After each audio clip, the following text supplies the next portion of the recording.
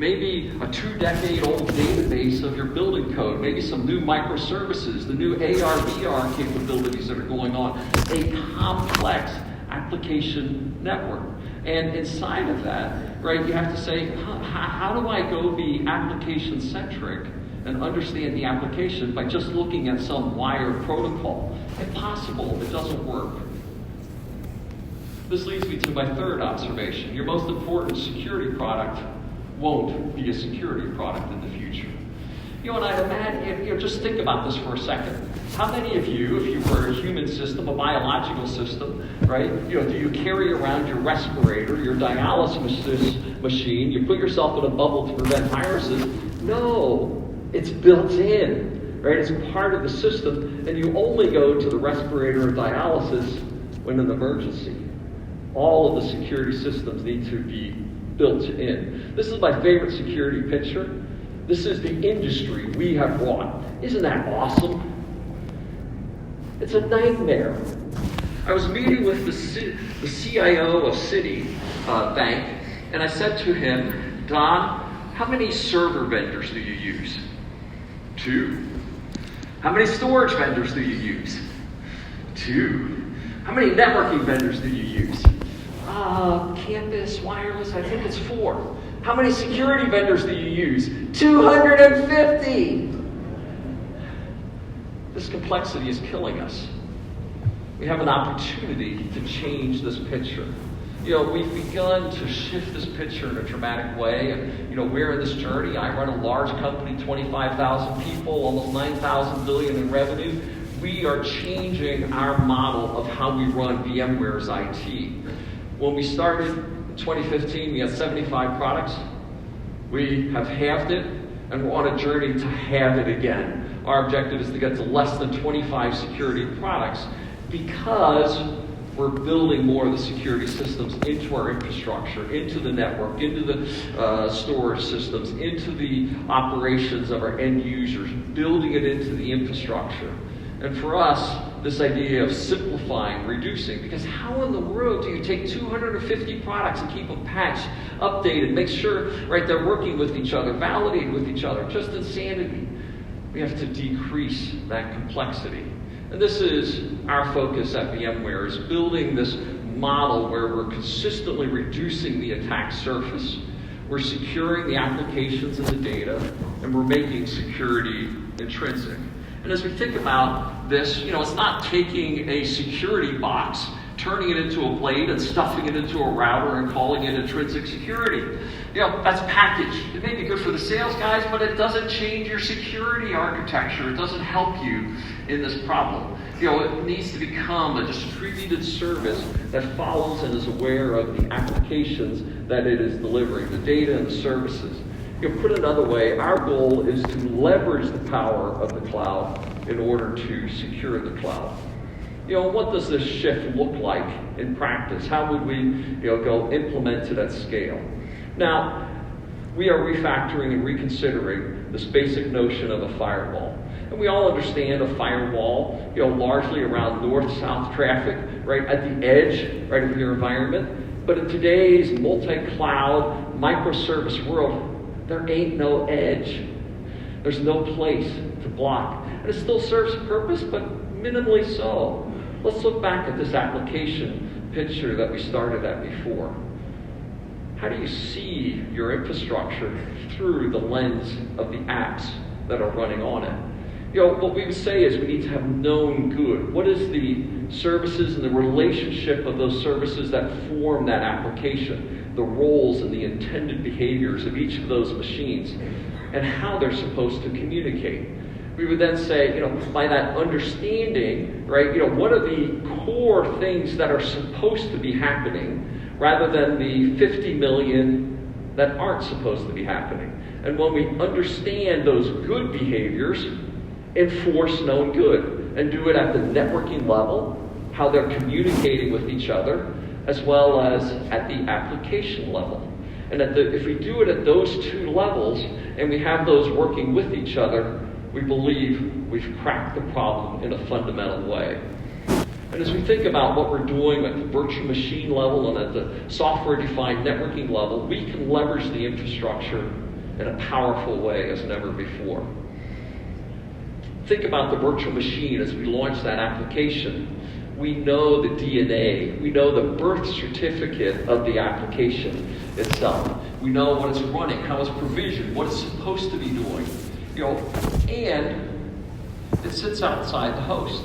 The virtual machine, right, it can't be tampered with. You can't simply turn off a virus protection, right, agent that's added into the kernel, right? It sits outside of it, but it has full knowledge of what is going on at the application level.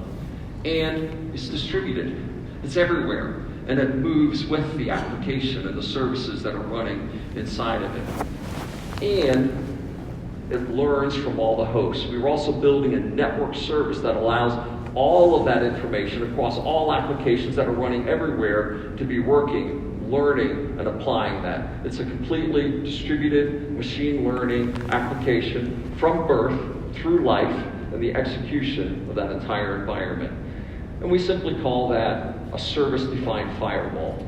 It's a firewall reimagined, done fully in software with the considerations of an entirely distributed and complex set of apps and services. It's the firewall for the cloud era.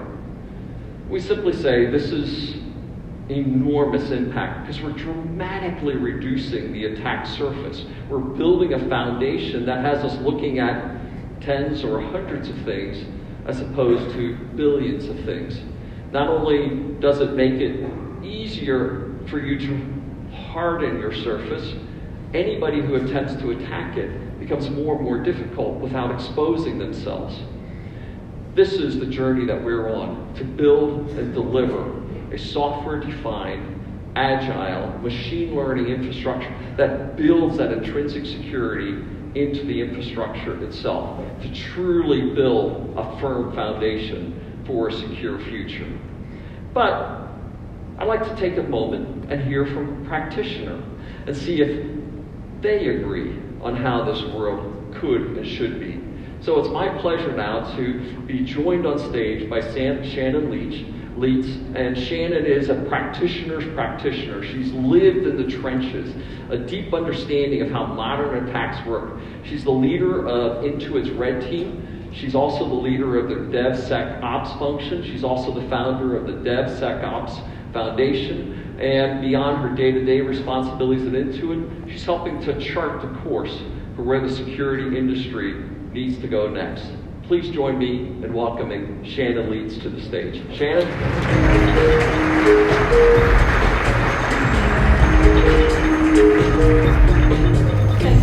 Hey, so good to have you here with us, Shannon. Thank you so much. Very good. So Shannon, I sort of laid out these three provocative questions, sort of picking on everybody in the audience, making sure nobody likes me. So maybe you can join me in this. Do you sort of agree with these perspectives? Maybe starting out with this, reducing the attack surface. Yeah, reducing attack surface is a great thing for the industry to think about. I can't agree more with a lot of the things that you guys were talking about earlier. And the vision and the mission is something I'm very spirited about. Reducing attack surface and changing the way that we're doing things is really something that's near and dear to my heart. Effectively, I remember when I was trying to reduce attack surface, and I'll tell a little bit of a story here. Please do. Chasing attacks at one point in my career actually was a big letdown. I remember about 8 years ago in April 2011, during a crisis when many of the great methods for security really didn't help. Effectively, I ended up sleeping on a cot for 45 days. This is your cot, right? That is definitely my cot. Okay. Sleeping on a cot for 45 days, and as you can imagine, that was great. I had an 18-month-old at the time. It was really disheartening. And the reason why that happened is because the great methods that we all know and love, firewalls, IDS, WAF, everybody knows those ones, right? Let me see, pen testing, all of the things that you could even imagine were applied. They got applied, and even those things weren't helpful for chasing down attacks. And I think that that's essentially one of the reasons why we have to change our approach, because when we started to put things back together, we didn't start thinking about it from a firewalling perspective or adding on security or doing those things, but essentially, how much could we actually reduce the attack surface, get down to some bare basic component parts, get to secured components, so things that were actually into the applications, and effectively get down to known paths. How could we actually reduce what an attacker was going to do? So I think, overall for me, that meant that chasing down threats was essentially a big deal. So it's fundamentally, right, did it work? You got to spend a whole lot of days, right, sleeping out of your cot. And somebody said chase down threats was so important, right? So how about the second one, focus on the apps versus the infrastructure and devices? Do you agree? Yeah, I think so. And this one was another one where, there's a lot of pain that goes into putting together security for applications. When you're doing things for infrastructure devices, securing those infrastructure devices, if you can imagine, we're going to focus all of our energy on, routers and servers and switches, but that doesn't seem to be right, because essentially we build technology now to solve for customers with applications and data. And by focusing on infrastructure, we just have the wrong frame of mind, the wrong vision, or the wrong mission as well. And I think that also creates silos and divisions in our companies that are truly disempowering, and they make it hard for us to do the right thing. Ultimately, that's led to lots of people who don't know how to come together on securing the applications and data that they have. It means that you've got developers and security working not hand in hand to be able to make adversaries go away, but essentially on the things that actually may not matter. So that's number 2. And number 3, this idea of intrinsic, or bolted on, my favorite picture of the security landscape. What do you think? This one breaks my heart, actually. Not because the technology isn't awesome. There's a lot of awesome technology out there. But I feel like we've gotten to a point in the industry where complexity has really become the enemy of security. And what I mean by that is, if you look at this, it's wonderful to see so many people dedicated to the mission of securing the technology that we have. But with so many boxes and so much breakup, it means that people and contracts can't come together. And for me, that's just a big flaming mess. And I think essentially we have to come up with a different approach. And for the DevSecOps movement, what we've really focused on is taking security features, moving them closer to developers, moving those into the developer tools and platforms, and helping security to become more intrinsic. Agents are on a sprawl at this point. There's so much complexity. If you ask a developer to go leverage one of these tools, they have to be a practitioner with lots of years of experience. And frankly, we're seeing this change not come to bear. So the one thing I would tell you that I'm really encouraged about is seeing those security features go into the developed platforms, seeing that somebody who is using one platform to be able to move their code all the way through a CI/CD pipeline is able to do it with security in tow is really something that I think is going to be a leading mission for this industry for the next 10 years. And frankly, one additional thing to keep in mind is that as we move security features into these workloads, it means that there's lots of data that we can use at our disposal to make adversaries' jobs a lot harder. So for me, the developer voice has to become triumphant, and that we need to get them to really want to see more security features at their disposal that they can use that are easier, and that we put customers, applications, and data first. Well, so 3 provocative ideas. I think you agree with all 3 of them, so do you think we can pull these together and make a major step forward? I couldn't agree more, and if I could inspire anyone here in the audience to simply take that next step forward, to look at all these solutions and to realize that they need to get built into the platforms that everybody's using to create software on a daily basis, I feel like we've got a big win that'll help to move this tide forward. I think in 10 years we're going to see a lot more capabilities that are out there with feature sets that we've all put into these workloads, and we're going to feel really good that we've changed the next generation of computing by putting it into a more secure place. And if not for ourselves, we need to be able to do this for our children, and most importantly, I'm out here because I believe that my girls deserve this.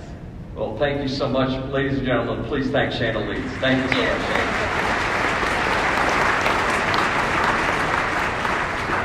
So So I'd suggest these 3 simple steps as calls to action as you look forward.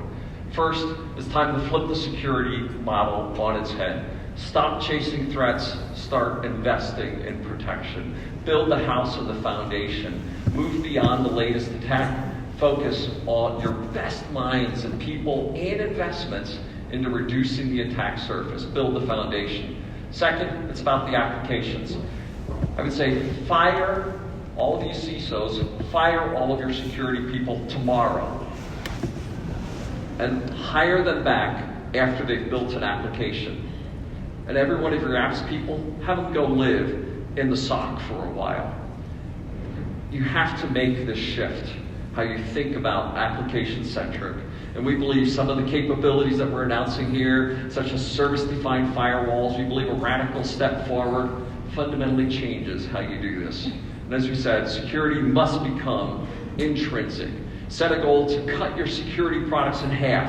And when you've done that, do it again. And then it might be simple enough that you actually can make it operational, scale, and robust enough to change your security vector for the future. Thank you very much.